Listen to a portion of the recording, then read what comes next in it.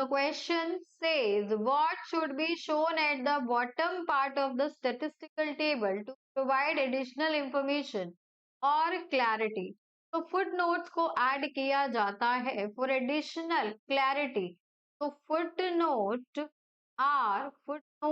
are shown at the bottom part. They are shown at the bottom part of the statistical table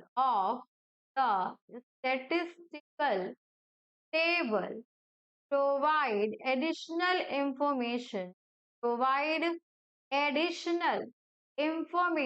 additional information की क्या जरूरत है भी देखेंगे हम provide additional information और clarity तो ये हमेशा टेबल के बॉटम पे ही पाया जाएगा and it helps in avoiding confusion. अगर footnote ना दिया जाए तो confusion create हो सकती है.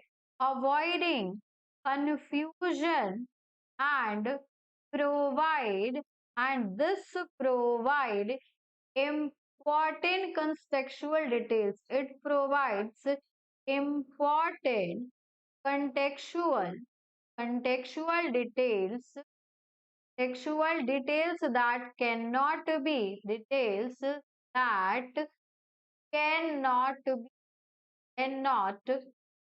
included directly जिसको हम डायरेक्टली टेबल में इंक्लूड नहीं कर सकते included directly in the